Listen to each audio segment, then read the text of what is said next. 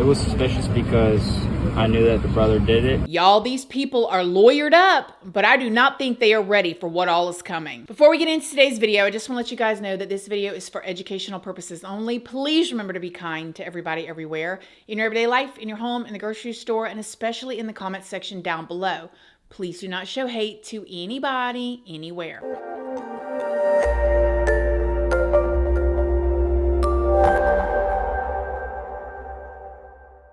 So good morning, good morning, good morning. How is everybody doing today? I hope you all are having an amazing day. I hope you all have had a wonderful week, y'all. If y'all are in the U.S., this is the weekend before Thanksgiving, so this is the time to go shopping, get your stuff done, because next week's going to be crazy. This weekend's probably going to be crazy too. But anyways, we have a lot to go over in today's video. This is not the video I had planned for y'all. Matter of fact, I'm filming this literally for y'all Friday morning. Gonna get it edited real quick and get it up to you guys because we have so much to go over. The ex-husband of Anna's stepmother has since come out and released a bunch of details. Details I am sure that Anna's stepmother, Chantel, did not want the world to know. Anna's ex-boyfriend is actually speaking out about what he saw with his own eyes, and we have a video from a recent court hearing and more. Before we get into it though, I do want to let you guys know, if you don't already know, hi, my name is Christina. I do have a second channel, which is Casually Christina. We just do things casually over there. I also have a Patreon. My Patreon's for 18 and up. And over there, we talk about more personal stuff. We go live over there. There's a $2 tier for all the true crime stuff that cannot go onto YouTube due to their terms and policies. That goes over on my Patreon under the $2 tier. Just make sure you read the full about section, what each tier offers before you join. I'm also on Facebook, Instagram, Snapchat, Like to Know It. And Like to Know It is a platform where you can find links to a lot of things that I love and that y'all ask about. Everything from workout gear, clothing items, skincare, makeup, jewelry, Christmas gift stuff, all kinds of stuff that I want to link over there. I do. And all of those platforms are linked down in the description box if you would like to come and check me out. Before we go any further, I did want to stop and thank today's sponsor, HelloFresh. The best way to cook just got better. HelloFresh is a meal kit delivery service that delivers right to your front door. And HelloFresh is America's #1 choice for home cooking, and they just doubled the size of their menu, offering over 100 different recipes every single week. And this time of the year, I am all about staying on track with my nutrition goals, and I definitely opt for cooking in more versus going and getting takeout or drive-thrus and stuff like that. But I also don't want to spend hours in the kitchen every single day. HelloFresh has dozens of recipes that take as little as 15 to 20 minutes, and they also have over 10 ready-made meals that you just pop in the microwave and they're ready to eat in just 3 minutes.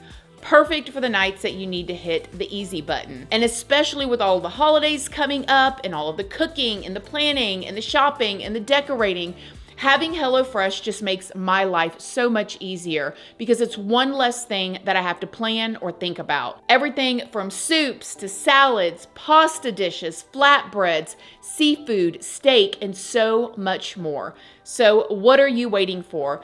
Let HelloFresh make your life easier this holiday season, and you can save by using my code ChristinaRandallFM at HelloFresh.com, and you can get 10 free meals plus free breakfast for life. Yes, that's 1 free meal per box with active subscription. Free meals applied as a discount on your first box.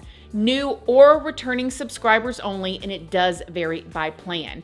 Yes, just click the link down in the description box, use my code ChristinaRandallFM, and you can sign up today. Thanks again, HelloFresh. Okay, so let me start off by saying that I think there are multiple people that could be in big trouble here.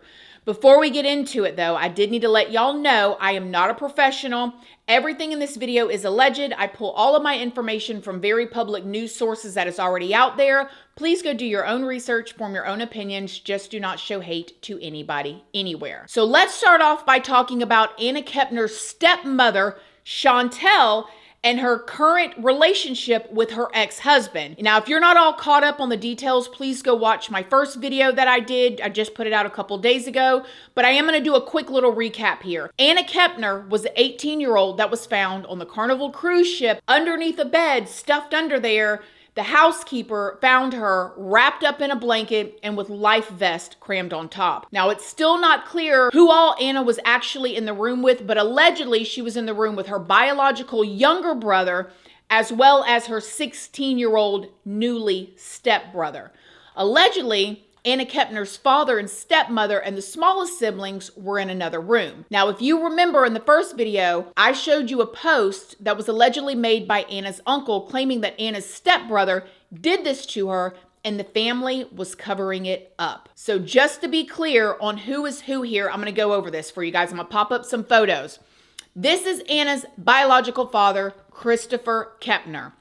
He has been married 3 times that we know of. The first time was to Heather, who is Anna's biological mother. The second time was to a woman named Tabitha, who seemingly was in Anna's life for many years, and their divorce was just finalized in 2023. And sometime between then and 2024, he got with this new woman, Chantel. Now, her Facebook name says Chantel Kepner, but the court documents say Chantel Hudson, which is her ex-husband's last name. So I am still not 100% sure if they are legally married or not. There is a marriage license that's floating around out there. But for those of y'all that have been married, or I don't know, here in Florida, the marriage license is just the first part. You got to go and file for the marriage license here. And then you got to think it's 90 days, if I remember correctly, to actually get married. Have it made official, turn in your paperwork, and then be legally married. So I don't know if this is their marriage license. They did it all at one time. Maybe they went to the courthouse, marriage license, got married. She just never changed her last name, or what. But there's definitely going to be some interesting wording in these court documents that kind of makes me wonder what is going on here. So Chantel's ex-husband's name is Thomas Hudson, and he is the petitioner in these court documents. And Chantel Hudson is the respondent. And that Chantel, again, is the new stepmom of Anna with a 16-year-old stepson. Let's just briefly go over them now. He's saying that he has 2 remaining minor children in the care of Chantel. They have 3 together. One actually turned 18 already and has moved out from Chantel's home to live with his father because he's 18 and he can do it. If you look at these documents here, allegedly the reason why that happened was because there was some altercations that went down seemingly between Chris, Chantel, and the 18-year-old, and he packed up and went and lived with his daddy. But she still has the 16-year-old and the 9-year-old. Now he goes on to say in here that he has been denied basically his visitation with the 2 little ones. And if you read through these documents, and again, I'm gonna pop them up here, he was awarded his custody time, his visitation time. But according to these documents, she has not allowed him to see them, the 2 younger ones, at all since April of 2024. So almost a year and a half, she has been allegedly, according to his accusations, in violation of these court orders. Now that right off the bat makes me wonder why. It feels like, are we hiding something here? He's been given visitation rights. This is a father fighting to see his 16-year-old and 9-year-old, but you are refusing. And according to this, she moved and refused. It goes on to say right here that the 16-year-old is now a suspect in the passing of the stepchild during this cruise. And said while released from custody, the 16-year-old is now residing with a third party. So I look at this and I go, okay. So you're not allowing the biological father, who has obviously done things, I mean, I don't know him. He could be a terrible person. He could be a great person, but he's done things in the court system in order to have his visitation with his 16-year-old and his 9-year-old. Not only are you not letting him see them or be around them, but you got the 16-year-old living with a third party. Where they do that at? If you're not having him in the home with you as the mother, you're letting another family member have him, but still not the father. It feels like we don't want the father to know something. That's what it feels like. It feels like we got to keep him hidden because we don't want daddy to know what was really going on. That's what it feels like to me, but who am I? On the second page here is when they talk about the timelines that we just went over. Talks about number 14 says the respondent is willfully violating the orders of the court. It goes on to talk about their agreements. It talks about the 16-year-old's future has been put in jeopardy because of the choices made by basically the mother, the respondent. The petitioner has not been allowed input into their lives, and his lack of involvement has negatively impacted the two minors that are living there. Then he goes on the third page, and there's the request where he requests placing the youngest, the 9-year-old daughter, in his custody. I'm with you on that. I'd be like, hello, let me have her. And then he wants to address the placement of the 16-year-old. Talking about, are they really married or not? I don't know. And I guess we will find out as time goes on. But in the court documents that Thomas, Chantel's ex-husband, filed, look at the wording, this word right here, that Thomas or his legal team uses to refer to Chris. It does not say her new husband, her husband. It's this. And I'm going to put up the definition for that word right here. As you can see, that doesn't sound like husband. Now, maybe they're just being a little shady, but to me, it sounds like what's really going on. Again, so many questions. Now, News 6 showed clips of a court hearing that allegedly just happened between Chantel and Thomas just Thursday, which was yesterday morning as of us talking about this right now. And this was the day of the funeral as well. And Thomas alleged that they were allowing the underage to consume alcohol. Check this out. It's our understanding that because the cruise was in international waters, that the young child, not the 9-year-old, but the 16-year-old was allowed to drink. The teenagers were given their own room in which to stay. Just a lot of circumstances that showed that the mother in this case was not exercising appropriate supervision over this child or the other child involved. There are videotapes on the ship that confirm that there was absolutely no drinking, and that and DCF investigated and saw that there was no alcohol in Mom's house whatsoever. So I'm not sure where that's coming from. And to be honest, I wondered about this because I saw this picture here of Anna on a cruise before, and to me it looked like an alcoholic beverage in her hand. However, Anna was 18 years old, and I know that like in Mexico and a lot of other places, 18 is the legal age to drink, so she would be legal to drink. But allegedly, the authorities were told that the night that this all went down, that the family was at dinner and Anna wasn't feeling well, so she went back to the room to lay down.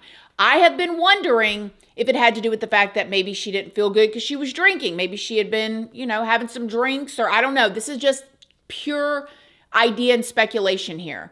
That she was drinking and she went back to the room to lay down. Why does that matter? Well, to me, it would matter if she was passed out and somebody came into the room that could take advantage of her. Now, were they allowing the 16-year-old to drink? Well, you heard her say no, but I find it very interesting that she is not allowing, allegedly, the father to have contact with the 16-year-old and the 9-year-old. And I don't think he pulled that out of nowhere. I mean, that's a pretty heavy accusation just to make in court. Sounds like maybe somebody knows something, but I don't know. Why would she send her 16-year-old to one of the relatives versus allowing him to actually go stay with his father, who has his rights, but she hasn't been following the court order? A lot of people believe that somebody is hiding stuff here. I did also see that the 16-year-old now has a hired private attorney, and I bet you that Anna's biological father and this stepmother are sweating in their boots right now. If there was alcohol in her system, or if there was any DNA on her in any way that does not belong to her, and so many other factors, there are some people that might just be in trouble here. Now let's talk about the ex-boyfriend of Anna that's been speaking to the media. Now this is Joshua, and he has said that he was actually supposed to go on that cruise with Anna, but that they broke up about 6 months ago. He said that even though they broke up, they were still talking, and they had literally just talked a few weeks prior to the cruise. He said that Anna's stepbrother was obsessed with her. He said that one night they were on FaceTime, and the way that I'm understanding it, remember when we were younger, we would just be on the phone with our boyfriends, or, if you're a guy, your girlfriend, whatever, your lover, all night long, and like you would just like fall asleep on the phone. I think that they were doing it like that with FaceTime. and Anna fell asleep on the phone, but they were still on FaceTime. He said that he saw with his own eyes this 16-year-old stepbrother come into the room and try to climb on top of her. She was a great woman, you know. I met her at school. And the circumstances behind her death, you find them to be suspicious? And if so, tell me why. It was suspicious because I knew that the brother did it when I was on FaceTime with her, and she was laying down, and the brother tried to go on top of her. And you saw that? Yeah. And then, how did she react to that? I was like, what the hell are you doing in the room, you know? Then he got scared and like ran away. And I heard his footsteps like running through the house, you know, because he got caught. The New York Post actually reported about this incident as well. Stephen Weston, the father of this young man, Joshua, gave an interview to Inside Edition and said that Joshua actually went and spoke to Anna Kepner's parents about the incident, and they did not believe him. So again, what is going on here? And unfortunately, in my unprofessional opinion, where I think the truth lies is that at the very least, Chantel knew her son had issues and she tried to hide it. And I think the father, Chris, possibly just desperately wanting to be in a relationship, probably let his new wife, Chantel, come in and make all the calls. And let me tell you, one of the reasons why I think that the obituary alone, you guys, was so bizarre. And yet there were actually 2 different obituaries that were wrote up for Anna, okay? One version came out, and I'll pop it up here, and I'm gonna show you right here. It had Tabitha listed as the mother, okay? Tabitha was the second wife. She's not actually Anna's biological mother. Now, the way I would look at it is she probably raised Anna. Most of the time, she was probably the main mother figure in her life, but she had her there and she wasn't the mother. And I wouldn't have thought twice about it, really, if later she didn't come back and they changed it to this one. And now it says Heather. So somebody changed it. That means somebody had a problem with something. To me, it looks like this obituary was written by Chantel, the new wife. And let me show you something else that I found interesting. When it has it listed under here, if you see, it says she was loved endlessly by her family. And then it says her father and stepmother. And then it says Christopher's name and her name.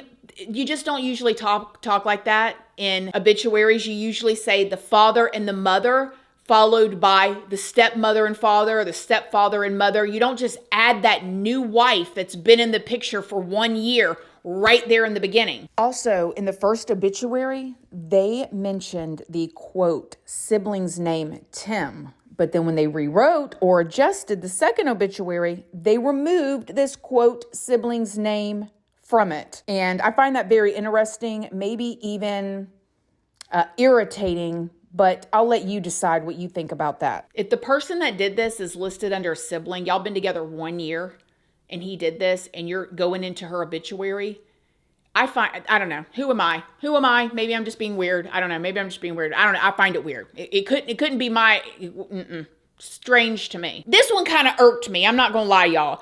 At the very end, it says the Kepner family is asking for privacy. And I saw that and said, who is asking for privacy? It seems like Anna's aunts, uncles, even her alleged grandmother that made that post, seems like they're all trying to find out what happened. It seems like a very small couple of people is the ones begging for privacy. Most people are begging for justice. What do we mean privacy? It just seemed weird. Begging for, they're requesting privacy at this time, which I understand wanting privacy, but also the whole Kepner family? Are we sure? Are we sure about that? And listen, I'm trying not to point the finger at people or judge. I just have questions because, again, things don't add up. And remember, guys, if you watch my last video, Chris, the father, did an interview with the Daily Mail and said that he knew as much as the public knew. Basically, the FBI basically wasn't telling him anything. And wait a minute. What? Allegedly, the 16-year-old had been in handcuffs and then been released. And then now we're finding out what went to the hospital. So I don't know, is that true? Is that not true? Are you sure that you don't know? Or are we trying to, I don't know. Something's not right here. I think the part that, as my unprofessional opinion here, just a spectator from the outside, I'm trying to figure out who that was on that cruise ship is fighting for Anna right now. Because she is the one that was taken advantage of. She's the one who lost her life here. It seems like people are fighting to cover up something right now. Why? That's disturbing. Anna is the one that people should, I don't know. I don't get it. I guess we will find out. I am so invested in this, you guys. I'm constantly watching it. And I think a lot is going to come out. And I think there's certain people that know that, and that's why they're concerned. But we shall see. Let me know what y'all think in the comment section down below. Other than that, I love y'all so much. I hope y'all have a wonderful weekend. Thank y'all for watching, and I'll see y'all in the next video. Love you guys. Bye.